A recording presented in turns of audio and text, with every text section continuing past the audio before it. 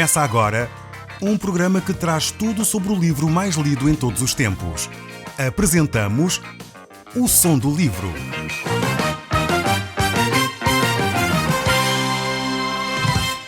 Seja muito bem-vindo. Neste podcast vai encontrar o livro mais conhecido e lido em todo o mundo. Vamos levá-lo numa viagem pela história da humanidade. Este é um audiolivro para si, para a sua família e sociedade em geral. Contextualização e comentários de Paulo Chaveiro. Nós no último programa falámos acerca de vários assuntos, mas em particular demos muita atenção a esta questão do jugo desigual e da intenção que Deus tem ao dar orientações para cada um de nós sobre como viver. Deus realmente quer manifestar o seu amor para conosco. E quando Deus nos dá orientações sobre este jugo desigual, dizendo que um cristão e um não cristão não devem ter comunhão íntima, não devem se casar, não devem se relacionar em sociedades de negócios e outro género assim de relacionamentos bem profundos, Deus está a querer salvaguardar cada um de nós. Deus está a querer cuidar de cada um de nós para que cada um de nós não venha a sofrer com consequências terríveis na nossa própria vida. Não venha a viver situações que o vão marcar para todo sempre. E por isso mesmo, Deus deixa estas recomendações de uma forma veemente, de uma forma muito clara. E Deus quer que cada um de nós possa seguir estas mesmas orientações. Nós, como alguém que fala da palavra de Deus, nós como pregadores, podemos usar esta expressão, mensageiros de Deus, temos de ser aqueles que transmitem fielmente a palavra de Deus. Mesmo aquelas que às vezes as pessoas não gostam de ouvir. Muitas vezes nós só gostamos de ouvir que Deus nos ama, Deus nos consola, mas quando Deus nos deixa mandamentos claros, orientações muito específicas sobre o nosso comportamento, nós deveríamos dar ouvidos também a essas mesmas orientações. E eu aqui deste lado sirvo como um canal de Deus para transmitir fielmente a mensagem de Deus. Espero que cada um de vós que está desse lado possa ouvir e fazer as suas próprias opções, seguindo, espero eu, a vontade de Deus, pois vamos ter muitos benefícios quando nós obedecemos a essas mesmas palavras. A palavra de Deus chama aqueles que têm a responsabilidade de transmitir essa mensagem de embaixadores. E é realmente uma expressão bonita para manifestar aquilo que é a função de quem anuncia a palavra de Deus. Pois um embaixador não tem liberdade de expressar a sua opinião, ou não tem liberdade, digamos assim, de expressar a sua opinião, talvez não é o termo, mas de dizer o que lhe apetece, sem orientação do país que o enviou. Essencialmente, quando se trata de situações delicadas, de países em crise e em guerra, o embaixador aí tem uma função muito delicada e ele tem que respeitar o país onde está, mas também tem que respeitar o país que ele representa. E nós, como filhos de Deus, temos essa função de embaixadores, de transmitir aquilo que é a vontade de Deus de uma forma que seja perceptível àqueles que ainda não têm esse relacionamento com Deus. No fundo, é esta função de embaixador que as Escrituras nos dizem que nós temos, de transmitir a palavra de Deus àqueles que ainda não têm esse relacionamento. E o texto aqui então prossegue. Nós vamos pegar no verso 1 do capítulo 7 deste livro de 2 Coríntios, para que daí possamos partir para a reflexão do nosso dia de hoje. Diz assim o texto bíblico: Tendo, pois, ó amados, tais promessas, purifiquemo-nos de toda a impureza, tanto da carne como do espírito, aperfeiçoando a nossa santidade no temor de Deus. Este versículo aqui tem a promessa de sermos recebidos como filhos de Deus. Deus fez-nos esta promessa depois de dizer que temos de nos separar do mundo, temos que abandonar na nossa vida aquilo que é contrário à sua vontade. Cristo não pode ter harmonia com aquilo que não é de Deus. E é por isso mesmo que nós necessitamos de Cristo Jesus também na nossa vida. Ele veio para perdoar os nossos pecados. Muitas vezes a população responde à pergunta quem é Cristo. As pessoas dizem, é o Salvador. É quase óbvio, é automático. Fomos ensinados assim desde crianças. Mas ele é o Salvador do quê? É o Salvador de quem? E muitas vezes as pessoas não sabem responder a esta pergunta de uma forma adequada. Realmente Cristo veio nos salvar de nós próprios e veio nos salvar do nosso pecado. E é por isso que nós necessitamos confessar o nosso pecado, abandonar o nosso pecado, voltarmos-nos para Deus, para podermos assim andar com Ele e poder viver de uma forma diferente. É por isso que esta promessa de Deus nos desafia a pensar nesse tipo de comportamento.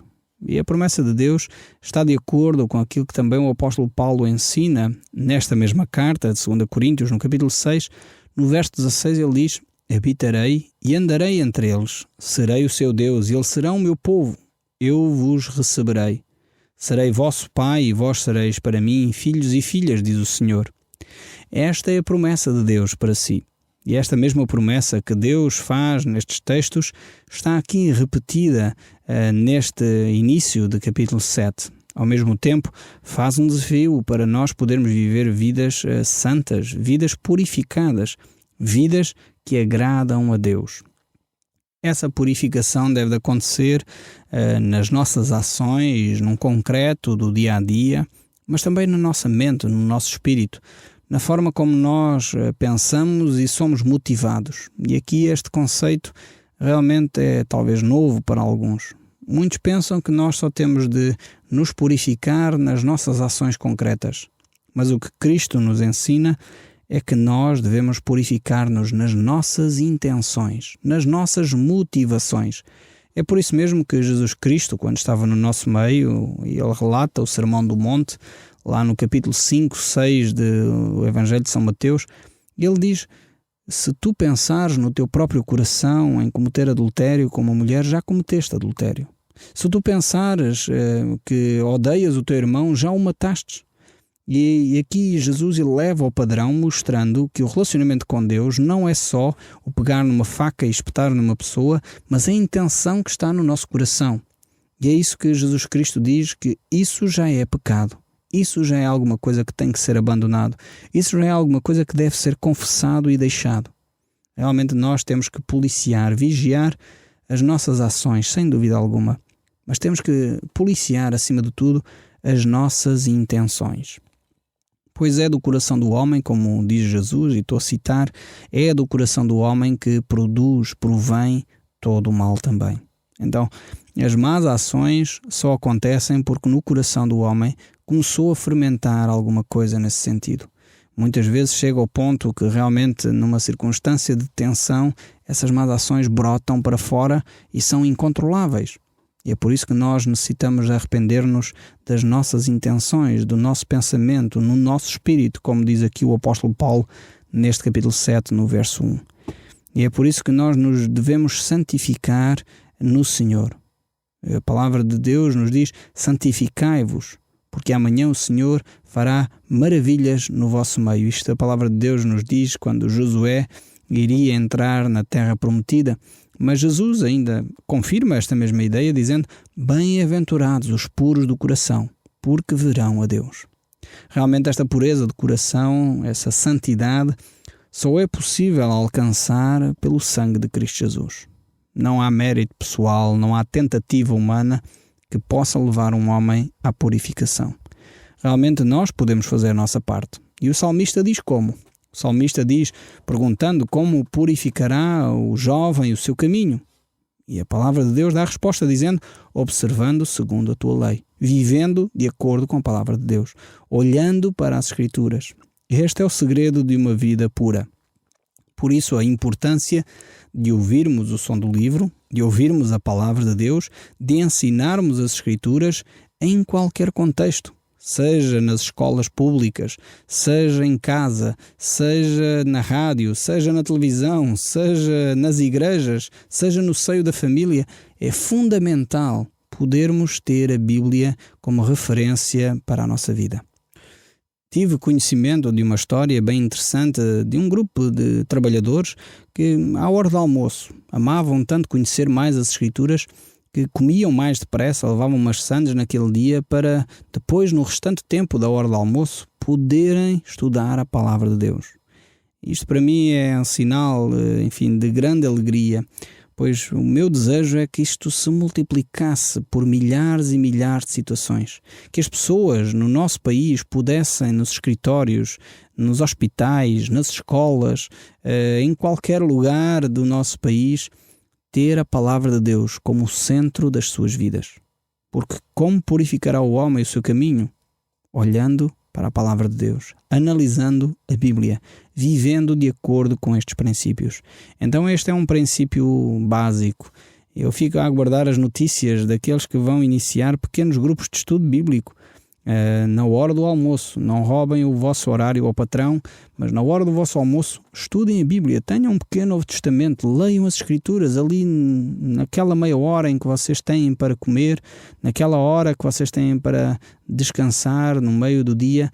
Peguem nas Escrituras, leiam, alimentem-se não só de pão viverá o homem, diz Jesus, mas de toda a palavra que procede da boca de Deus. Então não se alimentem só do pão, do bacalhau, do peixe, do bife, mas alimentem-se das Escrituras também nesse período de tempo. Mas continuemos aqui, o texto ainda tem muitas lições para nós hoje. Diz assim este capítulo 7, o verso 12 aqui do livro de 2 Coríntios. Acolhei-nos em vossos corações, a ninguém tratamos com injustiça, a ninguém corrompemos, a ninguém exploramos. Não falo para vos condenar, porque já vos tinha dito que estáis em nossos corações para juntos morrermos e vivermos. Muito grande é a minha fraqueza para convosco, e muito me glorio por vossa causa. Sinto-me grandemente confortado e transbordante de júbilo em toda a nossa tribulação. Mais uma vez aqui as palavras do apóstolo Paulo que apelam aos coríntios que recebam de coração completo, de coração inteiro, esta sua atitude. Que ele de facto não tinha cometido injustiça para com eles. Que ele não tinha estado no meio deles para os explorar financeiramente ou para lhes procurar corromper os hábitos ou costumes. De forma alguma. Ele tinha estado de coração aberto, tinha-se dedicado com zelo e empenho nesta tarefa de levar o amor de Deus àqueles que ainda não tinham experimentado este amor. Por isso mesmo o apóstolo Paulo desafia que estes cristãos em Corinto percebam as intenções do seu coração, sintam o pulsar do seu coração, a motivação que o levou a estar ali naquela cidade, a trabalhar com as próprias mãos para receber o seu sustento, não dependendo de ninguém, ainda como ele, na outra parte, diz, podendo de facto ter esse direito, mas no entanto ele não utilizou esse direito para poder estar no meio deles livremente, não explorando, não recebendo nada, não constrangendo ninguém, mas estando ali pronto para se sacrificar por eles, pronto para viver e para morrer por eles, como diz o texto. Palavras extremamente belas estas do apóstolo. Mas o texto prossegue a dizer, no verso 5 deste capítulo 7, a dizer: porque chegamos nós à Macedónia. Nenhum alívio tivemos, pelo contrário, em tudo fomos atribulados. Lutas por fora, temores por dentro. Porém Deus, que conforta os abatidos, nos consolou com a chegada de Tito. E não somente com a sua chegada, mas também com o conforto que recebemos de vós, referindo-nos à vossa saudade, a vosso pranto, o vosso zelo por mim, aumentando assim o meu regozijo. Aqui vemos que este grande homem de Deus, este grande apóstolo, vivia um cristianismo onde o sofrimento era realmente algo marcante.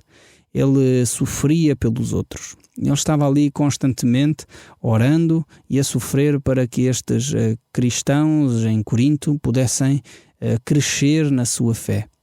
Paulo enfrentava estes inimigos que se opunham à obra de Deus, quer dentro, quer fora da igreja. E infelizmente isto ainda hoje continua a acontecer. Eu creio que muitas vezes os cristãos não estão atentos para esta realidade. Para esta realidade que é que muitas vezes as tensões dentro das comunidades acontecem porque, como diz Jesus a certa altura, no meio do trigo há joio. E o joio, por incrível que pareça, é muito parecido com o trigo. Jesus também nos ensinou nessa mesma parábola que não é nossa competência separar o trigo do joio. É competência de Deus. No entanto, devemos estar conscientes E o apóstolo Paulo estava consciente que mesmo dentro da comunidade havia tensões, havia conflitos, havia dificuldades, havia pessoas que levantavam problemas e que realmente prejudicavam assim a obra de Deus. Por isso o apóstolo Paulo sofria, vendo a prosperidade dos inimigos de Deus, vendo a prosperidade do mal e muitas vezes vendo a injustiça que se levantava. Assim como os grandes homens de Deus sofreram, como Davi, Abacuque, o rei Asaf, entre muitos outros, eles sofreram por causa da injustiça, por causa daqueles que não querem seguir a Deus, por causa daqueles que se afastam dos caminhos de Deus, não percebendo que realmente ao viverem dessa maneira estão a produzir escândalo, estão a produzir dificuldade para que o Evangelho de Cristo possa prosseguir. Mas, no entanto, damos graças a Deus porque há homens como Paulo, há homens como Davi, que têm esta compreensão da vida espiritual. Tem uma compreensão que realmente é necessário vencer as lutas. As lutas que vêm do interior, mas as lutas também que estão lá fora. E é preciso perseverar nessa atitude de combater as dificuldades, mas, acima de tudo, ter a atitude de amar aqueles que nos perseguem, amar aqueles que maldizem, bendizer aqueles que nos maltratam. E realmente esta é a atitude do apóstolo Paulo. Ele procura em Deus os recursos necessários para ultrapassar estas dificuldades e viver dentro dos parâmetros de Deus, os parâmetros onde a justiça, a verdade, a honestidade e o amor são a base essencial para os relacionamentos.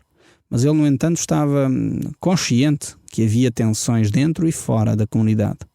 Por outro lado, ele fica extremamente agradado quando chega Tito e traz estas notícias boas do que Deus estava a fazer na cidade de Corinto.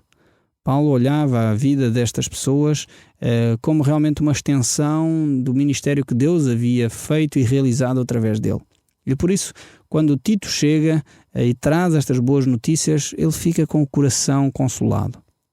Mas o texto bíblico prossegue. O verso 8 nos diz: "Porquanto ainda que vos tenha contristado com a carta, não me arrependo, embora já me tenha arrependido. Vejo que aquela carta vos contristou por um breve tempo, mas agora me alegro, não porque foste contristados, mas porque foste contristados para arrependimento, pois foste contristados segundo Deus, para que, da nossa parte, nenhum dano sofresses. Porque a tristeza, segundo Deus, produz arrependimento para a salvação, que a ninguém traz pesar, mas a tristeza do mundo produz morte. Porquanto o cuidado não produziu isso mesmo em vós, que segundo Deus foste contristados. Que defesa, que indignação, que temor, que saudade, que zelo, que vingança. Em tudo provaste estar inocentes neste assunto." Paulo mais uma vez aqui fala de uma carta que ele escreveu. Certamente aqui está a falar da sua primeira carta que ele escreveu e que houve muitas repreensões, muitas correções que ele teve de fazer a estes habitantes da igreja de Corinto. Eles eram homens e mulheres que realmente ainda estavam no início da sua caminhada cristã e por isso tinham necessidade ainda de ser bastante corrigidos. E por isso Paulo percebeu que essa carta os levou ao arrependimento, à mudança de atitude, tanto que ao escrever esta segunda carta ele reconhece exatamente isso, que houve uma alteração no comportamento dos cristãos na cidade de Corinto.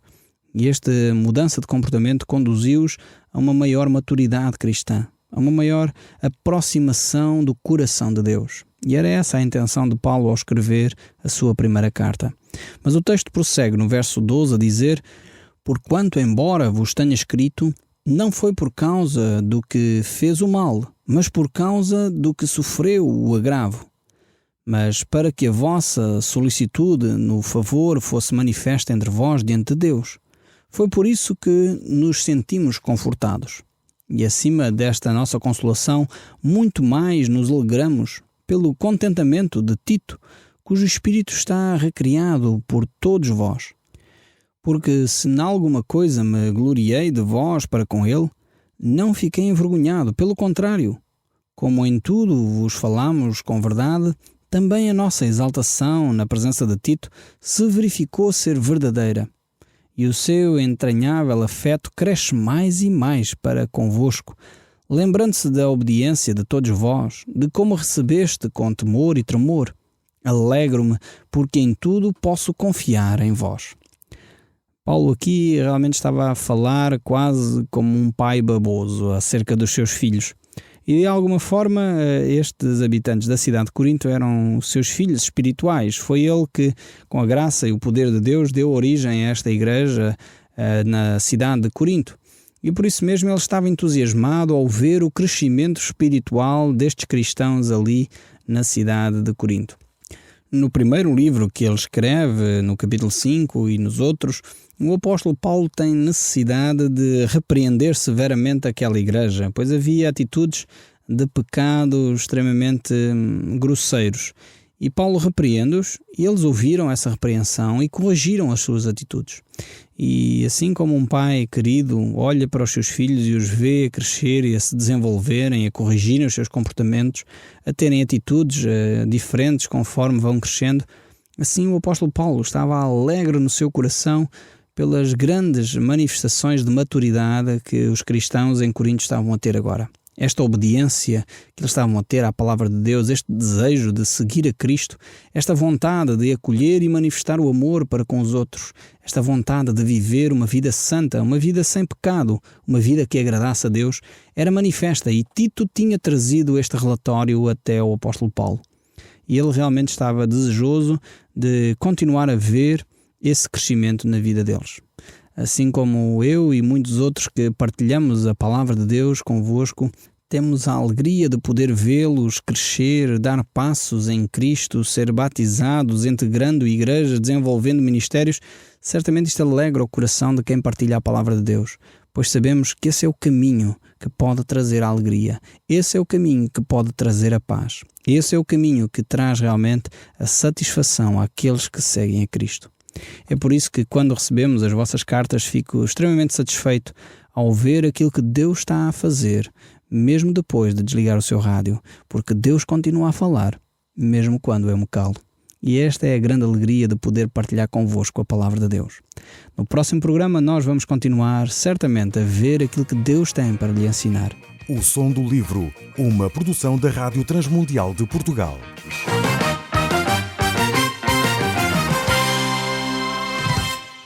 RTM. Conhece todos os nossos programas em rtmportugal.org.